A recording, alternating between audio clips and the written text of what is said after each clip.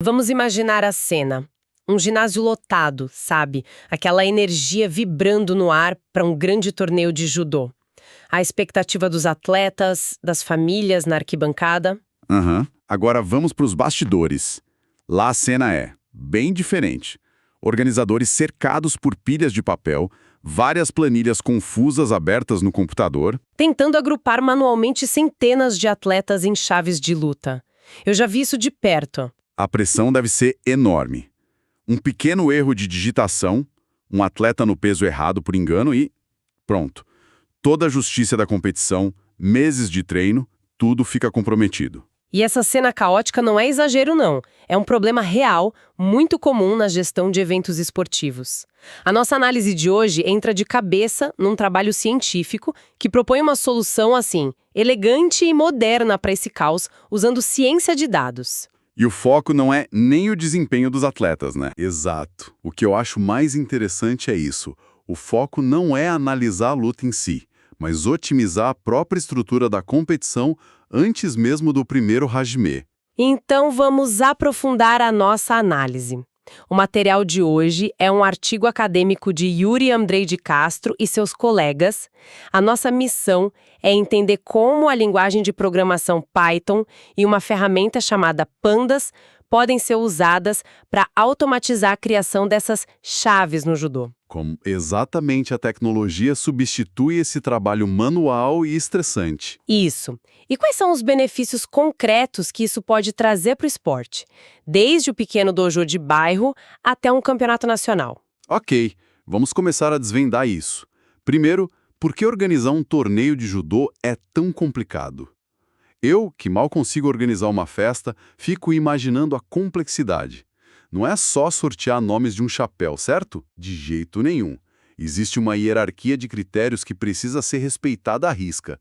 É tipo uma matriz de variáveis. Quais são as principais? O artigo cita algumas. Gênero, obviamente, idade, que se divide em várias classes, como sub-13, sub-15, sênior, master, e, claro, a categoria de peso, que vai do super ligeiro até o pesado. E às vezes até a faixa, né? Exatamente. Dependendo do regulamento, até o nível de graduação, a cor da faixa, entra na conta.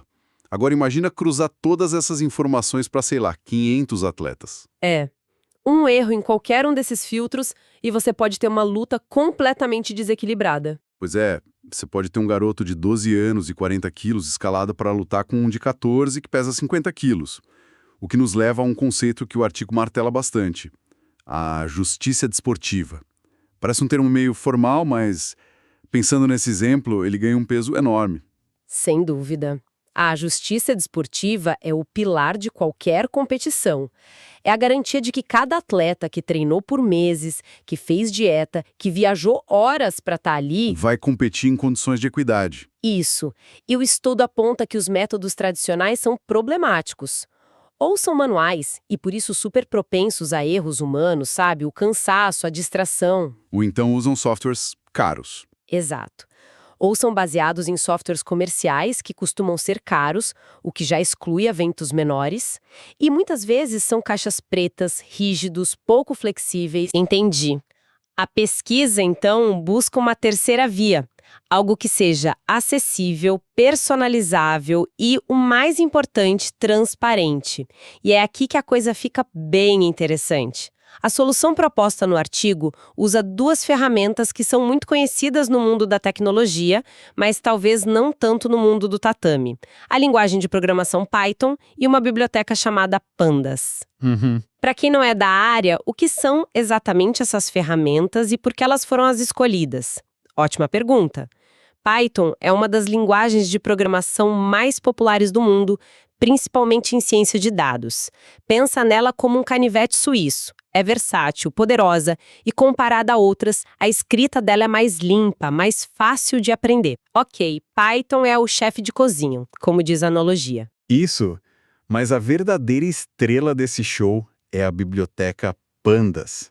Se o Python é a cozinha industrial, o Pandas é a bancada de aço inox super organizada, com todas as facas e utensílios de precisão. Gostei da analogia. Ela foi criada especificamente para pegar dados bagunçados, tipo uma planilha de Excel cheia de informações, e transformar numa estrutura lógica fácil de manipular. Mas espere um pouco. Vamos ser a advogada do diabo aqui. A maioria dos organizadores já usam Excel e o Excel tem filtros, eu posso filtrar por gênero, depois por idade, depois por peso. Por que eu precisaria aprender a programar em Python para fazer algo que, em tese, o Excel já faz? Essa é a questão central. Sim, o Excel faz isso, mas de forma manual e sequencial. Para cada categoria, masculino, sub-13, meio médio, você teria que aplicar os filtros, selecionar os nomes, copiar e colar numa outra aba. E multiplicar isso por dezenas de categorias. O risco de errar um clique é gigante. Altíssimo. O risco de esquecer um filtro, de copiar a lista errada. A beleza da solução com Python e Pandas é a automação e a replicabilidade. Você escreve o código uma vez, e ele faz todo esse trabalho em segundos. Sem chance de erro por distração. Exato. Ele não se cansa. E o mais importante, o processo se torna auditável. Qualquer um pode olhar o código e entender exatamente quais regras foram aplicadas, o que garante total transparência. Com o Excel, se algo dá errado, boa sorte tentando descobrir qual dos 20 passos manuais falhou. Faz todo sentido. A máquina não tem um dia ruim. E o estudo mostra que a barreira de entrada nem é tão alta assim, né? Eles falam de um ambiente de trabalho bem acessível. Exato. O ambiente que eles usaram foi o VS Code, um editor de código gratuito e muito popular. E a fonte dos dados é uma simples planilha Excel. O artigo até dá um nome de exemplo, trabojchudo.xlsx. Isso. E essa planilha tem colunas que qualquer organizador já usa. Nome do atleta, gênero, peso, categoria, clube. A proposta não é revolucionar a coleta de dados, mas sim otimizar o processamento desses dados depois que eles já foram coletados. O sistema se adapta ao fluxo de trabalho que já existe, o que é fundamental para que as pessoas realmente usem, né? Exatamente. Ok, entendi a lógica. Agora vamos para a prática. Como esse script realmente funciona? Consegue nos guiar pelo processo de um jeito que até eu possa entender? Claro. O processo é surpreendentemente simples e elegante. Primeiro, o script começa importando a biblioteca Pandas. Depois, com outra linha, ele lê o arquivo Excel e carrega todas as informações para a memória do computador. Dentro de uma estrutura que você chamou de data frame. Isso. Que é tipo uma versão super poderosa e inteligente da sua planilha. A partir daí, vem a parte crucial, a filtragem, que é onde a mágica acontece e as horas de trabalho manual somem. Exatamente. O artigo nos dá um exemplo de uma única linha de código que ilustra isso perfeitamente. A linha é df gênero igual a m, and df classe igual a sub-13, and df categoria igual a m, ponto médio. Ok, parece um pouco técnico, mas vamos traduzir. É bem lógico, na verdade. df é a nossa planilha inteligente. Gênero igual a M significa pegue só as linhas onde a coluna gênero é igual a masculino. O AND significa E. Então a linha inteira é uma ordem muito específica. Ela diz: vá até a lista completa de atletas e me retorne uma nova lista que satisfaça 3 condições ao mesmo tempo.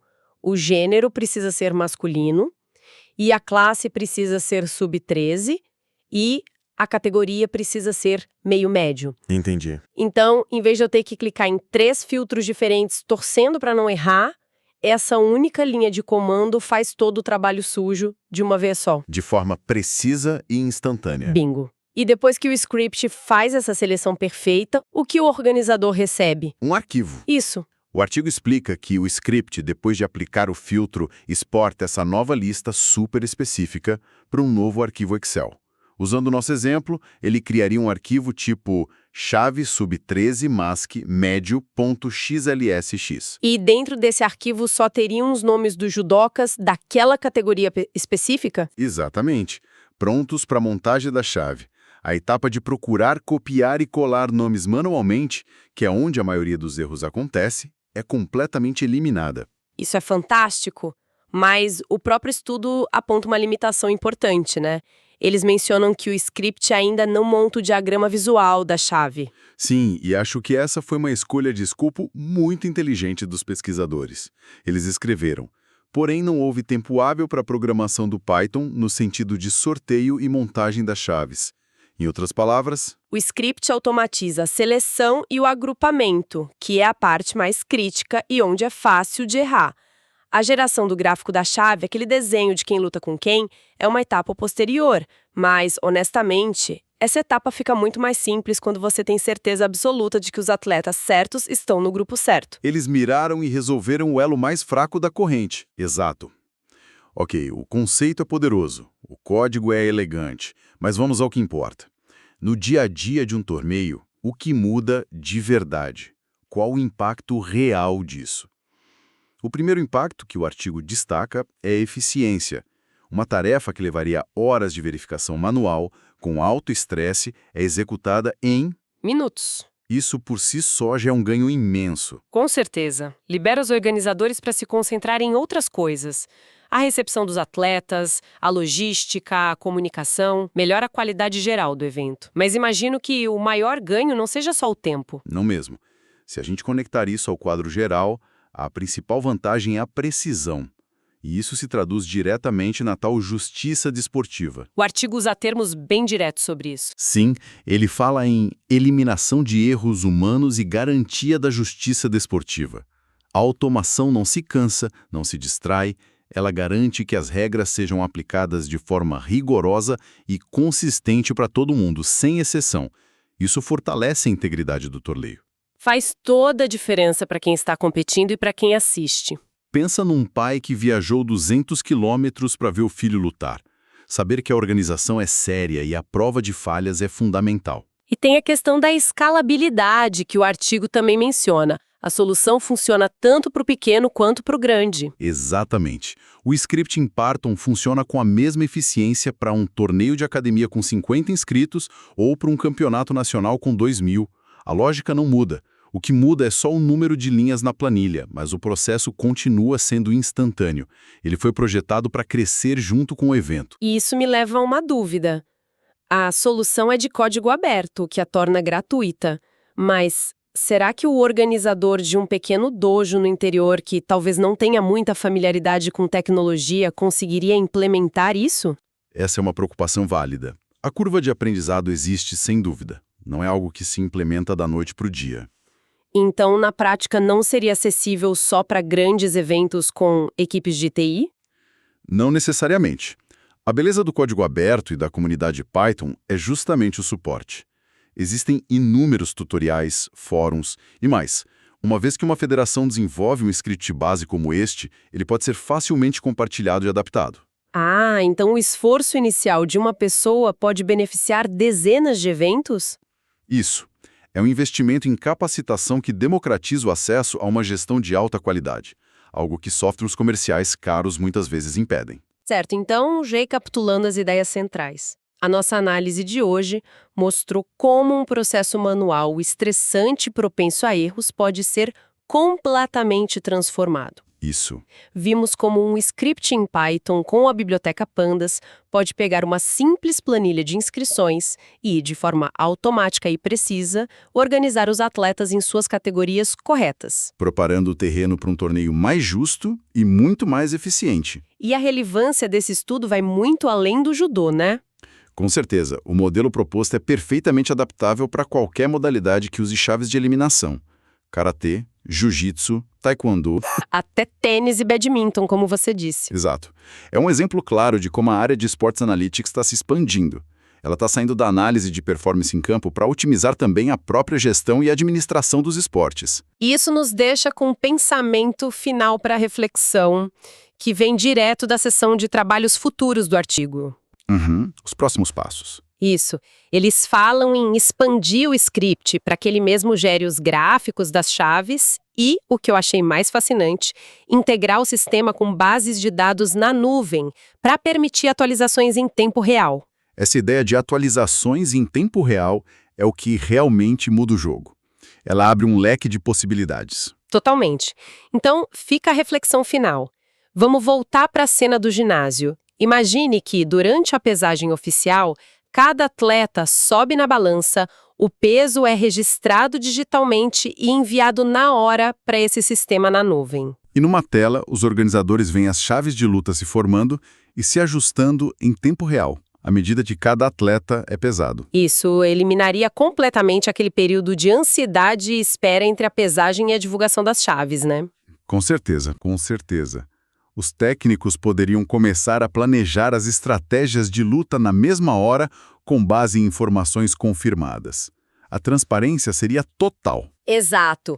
No momento em que o último atleta sai da balança, as chaves estão prontas, verificadas e podem ser impressas ou, melhor ainda, enviadas para os celulares de todos. Seria incrível. A pergunta que fica é: como esse nível de automação e dados em tempo real poderia transformar não só a eficiência, mas toda a experiência de um evento esportivo para todos os envolvidos? Dos organizadores, que trabalhariam com menos estresse, aos próprios atletas, que teriam a certeza de que a justiça desportiva deixou de ser um ideal para se tornar um processo matemático garantido por código.